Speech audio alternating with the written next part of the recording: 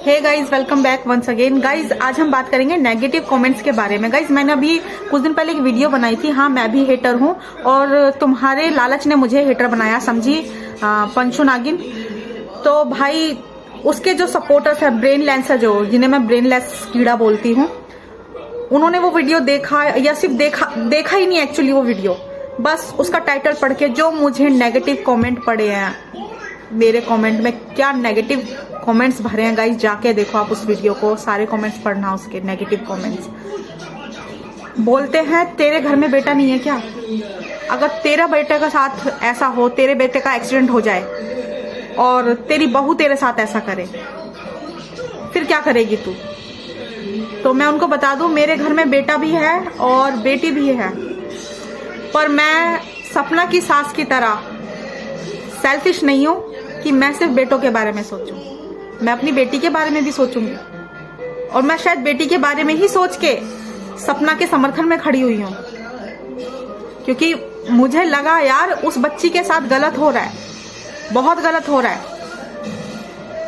तो भाई, मैं इतनी सेल्फिश नहीं हूं, आप लोगों की तरह समझदार नहीं हूं कि मैं सिर्फ अपने बारे में सोचूं कि बुढ़ापे में मेरा क्या होगा। नहीं, बुढ़ापे में मेरी जिंदगी चली गई है, मैं अपने बुढ़ापे के बारे में नहीं सोचूंगी। मैं ये सोचूंगी मेरे जो बच्चे हैं, मेरी वजह से उन्हें कोई दुख देखना ना पड़े। मैं अपने बुढ़ापे को सिक्योर करने के लिए अपनी बहू को और अपनी पोतियों को घर से बेघर नहीं करूंगी। बेघर मतलब उन्हें रोड पे नहीं फेंक दूंगी, सिर्फ इसलिए क्योंकि मैं इनसिक्योर हूं अपने बुढ़ापे के लिए। नहीं, कोई बात नहीं, उस टाइम अगर मैं बुजुर्ग हो जाऊंगी तो मैं यही सोचूंगी कि मेरी उम्र कितनी है, 4 साल, 5 साल, 10 साल, 20 साल, पर इनकी तो अभी उम्र शुरू हुई है और बच्चियों की तो शुरू भी नहीं हुई। तो आप क्या सोच रही हैं कि मैं उनकी तरह सेल्फिश होके सोचूंगी? नहीं, मैं ऐसे नहीं सोचने वाली हूँ। मैं मानती हूँ आप लोगों का दर्द कि आपने बेटे खोए हैं, बात आसान नहीं है, ठीक है, बट क्या सच में आप उन लोग अपने बेटों को मिस करती हो? सच में वो बेटे ही आपको खाना बना के खिला रहे थे? वो बेटे ही कपड़े धो के पहना रहे थे क्या आपको? सेवा तो सपना ही कर रही थी ना, तब भी और अब भी। अगर आपको उनका दुख होता ना तो सपना को आप घर से नहीं जाने देते। पता है क्यों नहीं जाने देते? क्योंकि सपना के साथ वो खजाना भी चला जाता घर से, जो राजवीर जी और सूरज जी छोड़ कर गए हैं, आपकी 2 पोतियां, जो कि आपका सबसे बड़ा खजाना है। अगर आपको बेटों से सच में प्यार होता या उनकी याद में आप तड़प रहे होते तो अपनी पोतियों को खुद से दूर कभी नहीं होने देते। आप हर कीमत चुकाने के लिए तैयार होते, इस कीमत पर कि मेरी पोतियां मेरे साथ रहें। कुछ लोग मुझसे कंपैरिजन कर रहे हैं ना, मैं बता देती हूँ आपको, मुझसे कंपैरिजन बहुत गलत होगा, क्योंकि मैंने अपने घर का ठेकेदार खुद को बना रखा है। मेरे घर में या तो मेरी चलती है या मेरे पति की चलती है या फिर मेरे बच्चों की चलती है, ठीक है। मेरे घर में पड़ोसी की नहीं चलती, मेरे घर में मेरे रिश्तेदारों की नहीं चलती। मैंने अपने मायके वालों को अपने घर का ठेकेदार नहीं बना रखा। मैंने किसी भतीजी के रूप में अपने घर में किसी सपोली को नहीं बिठा रखा। तो मेरे से कंपैरिजन मत कीजिए प्लीज, ये गलत कंपैरिजन होगा। कंपैरिजन करना है तो ये करिए, या आपके घर में अगर आपकी बेटी हुई, कल को आप उसकी शादी करते हैं, भगवान ना करे ऐसा कुछ हो जाता है। ये मैं उनके लिए बोल रही हूँ जिन्होंने मुझे नेगेटिव कमेंट किए हैं। सुनना ध्यान से आप लोग, अब भगवान ना करे ऐसा कुछ हो जाता है। सेम ऐसा ही जैसा बेचारी सपना के साथ हुआ है, पति मर जाते हैं और घर वाले ये कह के निकाल देते हैं घर से कि भाई एक बेटा खा गई, कोई नहीं, दूसरा तेरे को बेटा दिया था भरोसा करके, तू उसे भी खा गई। सच में आप इस तरह की सोच रखते हैं?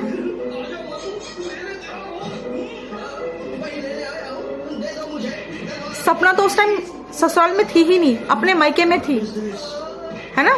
शिवपुरी में थी ही नहीं सपना, वो अपने घर गई हुई थी। शिवपुरी में कौन था? उस सपोली का पापा, सो कॉल्ड वो जो सासू माँ है ना, उसका भाई।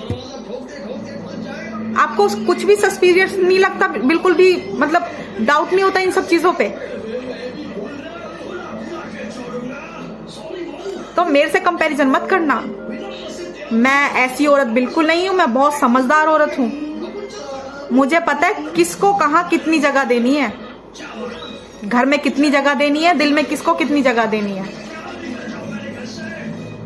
सारे रिश्ते बाहर, घर जो बाउंड्री है ना मेरी, यहाँ सिर्फ मेरी चलेगी या मेरे पति की चलेगी या मेरे बच्चों की चलेगी। चौथा, इस दुनिया में कोई पैदा नहीं हुआ जिसके चलने दूं मैं इस घर के अंदर, चाहे वो मेरे माँ बाप हो, मेरे भैया भाभी हो, या इनके भी, इनकी फैमिली के भी लोग हों।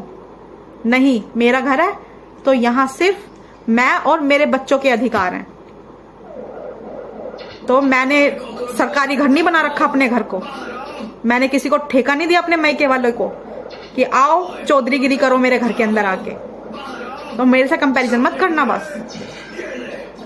मैं इतनी सेल्फिश नहीं हूं, मैं सटकी हुई औरत नहीं हूं कि मैं अपने घर वालों से प्यार करती हूं, बहुत प्यार है, बट इतना भी नहीं कि भाई मैं अपना घर ही बर्बाद करा लूं।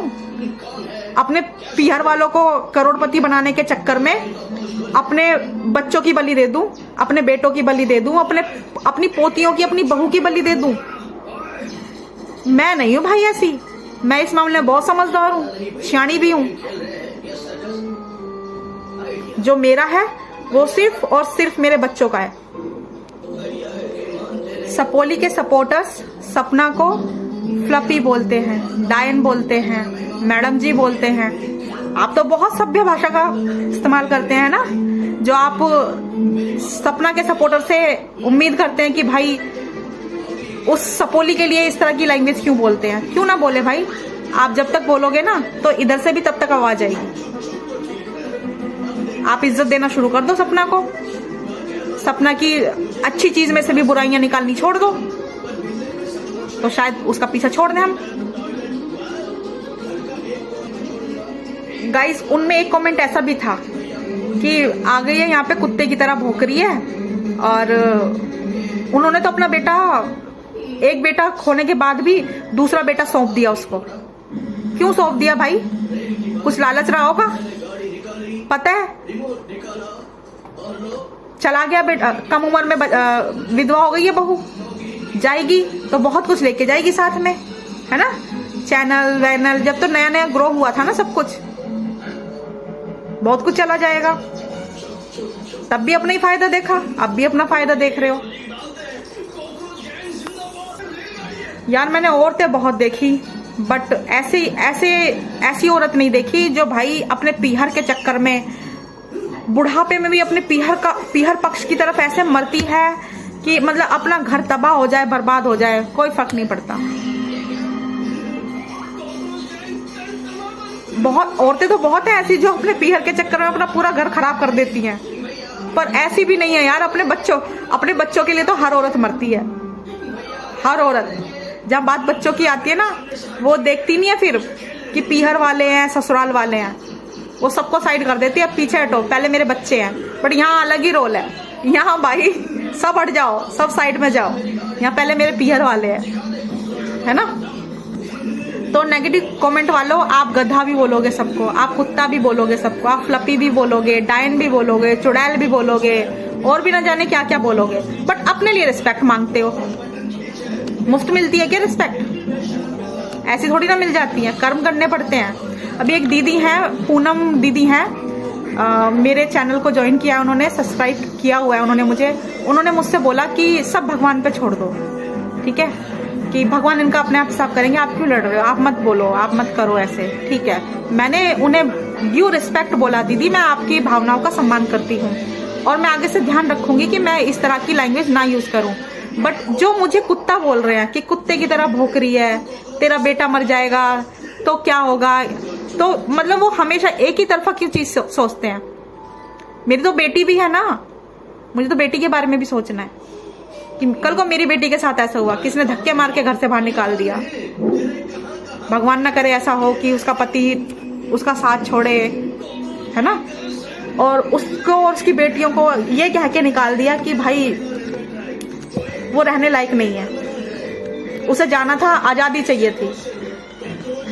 ये सच में आजादी है? सच में आजादी दे रखी है आप लोगों ने उसे?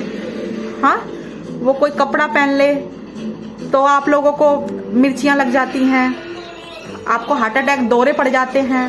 वो किसी के घर पे चली जाए किससे मिलने तो आप ऐसे बुरा मान जाते कि जैसे आपकी परमिशन लेनी थी और वो लेना भूल गई हो और ऐसे निकल गई हो मिलने के लिए, है ना। वो कुछ भी कर ले, कहीं निकलती है घर से थोड़ा कि बच्चों के लिए थोड़ा माइंड फ्रेश करने के लिए कि मेरा भी माइंड फ्रेश हो जाए, बच्चों को भी अच्छा लगेगा। अभी वो शायद गई थी यमुना जी में वोटिंग के लिए गई थी, तब भी बहुत लोगों ने, मतलब बहुत लोगों के कलेजे पे सांप बैठ के डस रहे थे कलेजे में। तो तुम लोगों के हिसाब से तुम्हें लगता है सपना को कोई अधिकार नहीं है, अधिकार केवल आपकी सपोली को है।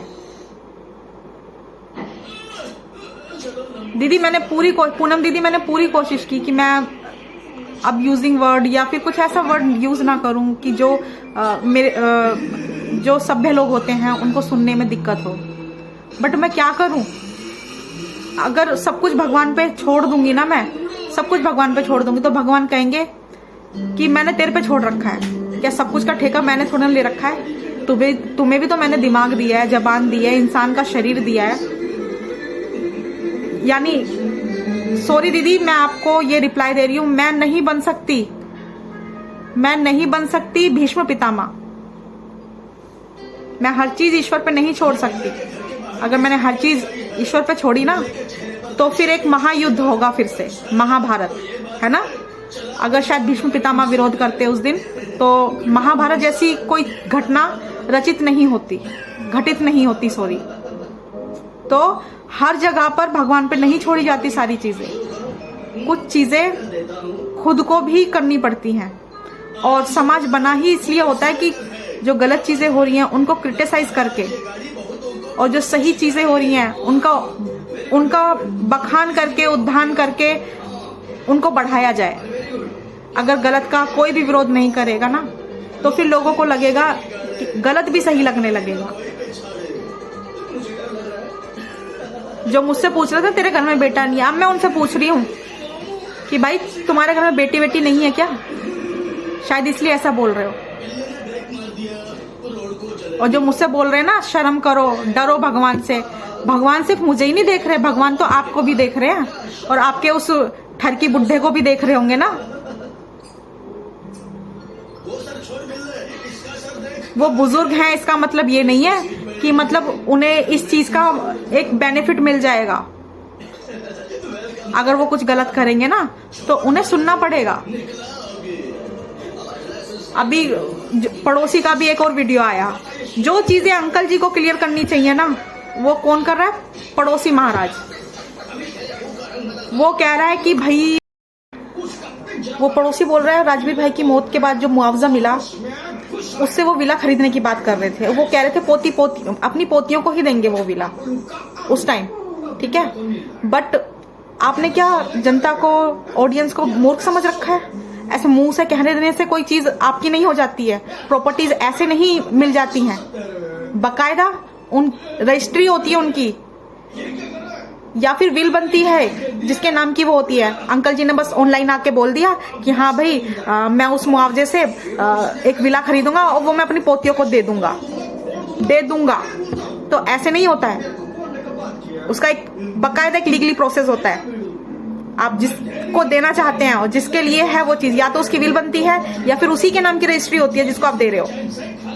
ऑब्वियसली बात है, छोटी बच्चियां हैं, रजिस्ट्री नहीं होगी उनके नाम की, बट खरीद के आप अपने नाम से उनके नाम की आप विल करवा सकते हो कि 18 साल की होने के बाद ये प्रॉपर्टी मेरी दोनों पोतियों की होगी।